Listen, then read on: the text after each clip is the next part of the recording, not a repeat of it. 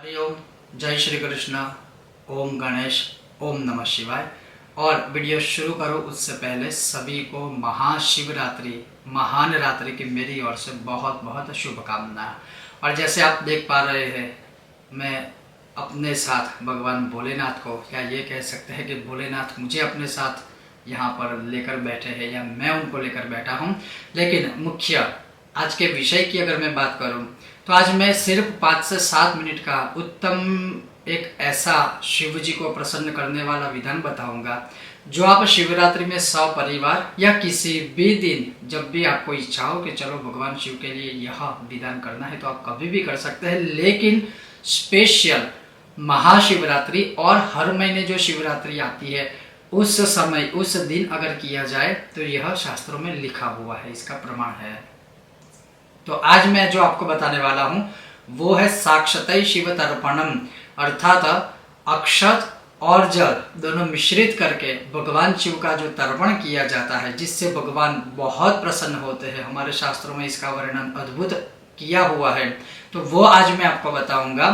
तो चलिए शुरू करते हैं भगवान शिव का यह उत्तम महान और शिव को प्रसन्न करने वाला शिव तर्पणम।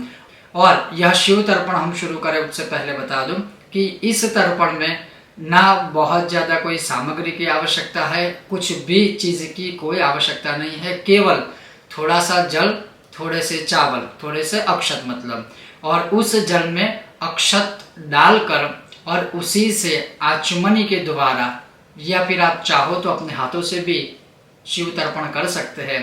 लेकिन जल में थोड़े से अक्षत डाल दीजिए और जो नाम बताए हुए हैं शास्त्रों में वह नाम बोलकर तर्पयामी उसके अंत में बोल के फिर भगवान के ऊपर वह समर्पित करने हैं। तो चलिए शुरू करते हैं भगवान शिव का यह शिव तर्पण विधान। तो जैसे आप यहाँ देख सकते हो, शिव तर्पण के लिए मैंने यहाँ पर एक कटोरी में थोड़े से अक्षत लिए हुए हैं। उसी प्रकार से यहाँ पर एक कलश में शुद्ध जल, अगर गंगा जल हो सके तो गंगा जल ले लीजिए, और अगर आपके पास शिवलिंग, चाहे कोई भी शिवलिंग हो तो शिवलिंग ले लीजिए। शिव जी की अगर प्रतिमा है, मूर्ति है तो वो ले लीजिए।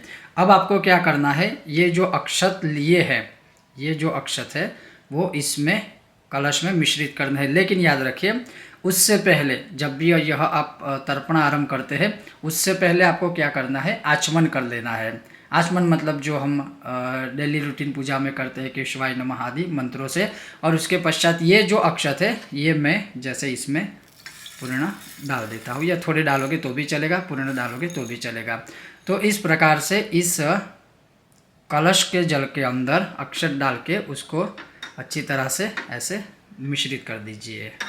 और मिश्रित कर लेने के बाद यह जो कलश है उसे बाहर रख दीजिए। आप चाहो तो आचमनी से शिव तर्पण कर सकते हैं या फिर कलश से भी आप शिव तर्पण सीधा ही कर सकते हैं। और तर्पण कहाँ पर करना है, शिवलिंग है तो शिव जी के यहाँ ऊपर का जो भाग है इस शिवलिंग के ऊपर आपको तर्पण करना है।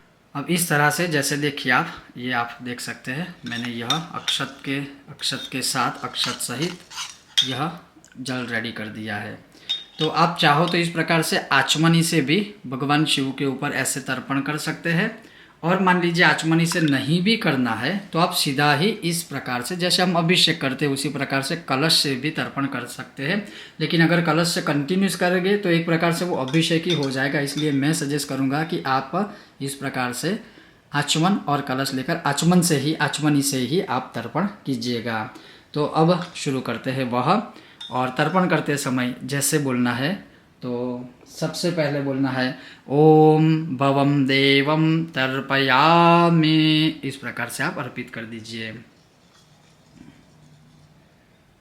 ओम सर्वम देवम तर्पयामि, ओम ईशानम देवम तर्पयामि, ओम पशुपतिं देवं तर्पयामि, ओम उग्रं देवं तर्पयामि,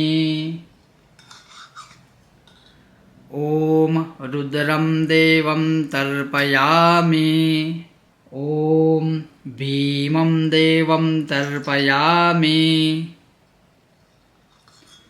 ॐ महान्तं देवं तर्पयामि। ॐ भवस्य देवस्य पत्नीं तर्पयामि। ॐ शर्वस्य देवस्य पत्नीं तर्पयामि। ॐ ईशानस्य देवस्य पत्नीं तर्पयामि। ॐ पशुपतेर्देवस्य पत्नीं तर्पयामि। ॐ उग्रस्य देवस्य पत्नीं तर्पयामि। ॐ रुद्रस्य देवस्य पत्नीं तर्पयामि। ॐ भीमस्य देवस्य पत्नीं तर्पयामि।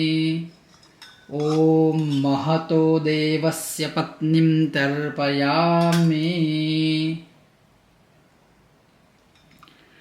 तो बस इस प्रकार से सिर्फ इतना सा यह 2 या 5 मिनट का भगवान शिव का अद्भुत अमूल्य कहूँगा ऐसा दिव्य और भव्य तर्पण है, जो सिर्फ अक्षत और जल या गंगा जल को मिश्रित करके किया जाता है।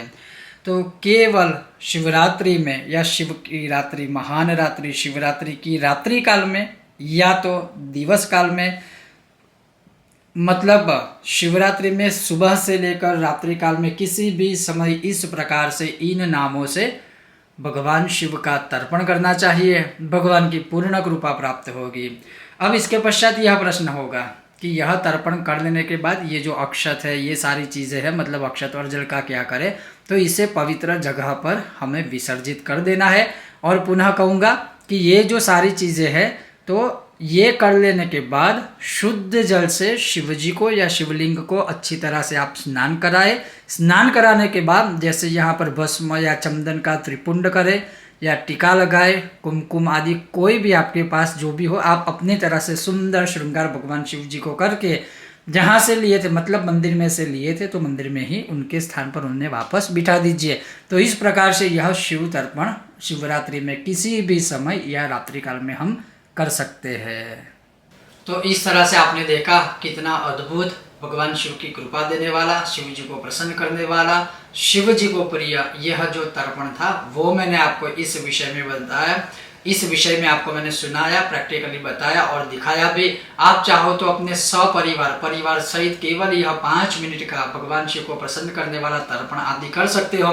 अधिक विशेष आपको मैं कहना चाहूँगा कि जब भी आप यह तर्पण करते हो तो गाय के घी का एक दीपक प्रज्वलित कीजिएगा और साथ में हो सके तो धूप बत्ती प्रज्वलित करने की कोशिश कीजिएगा। और वो भी हो सके तो गूगल का अगर धूप है या धूप बत्ती है गूगल की, जो भगवान सदाशिव को बहुत प्रिय है, वो भी कोशिश कीजिएगा।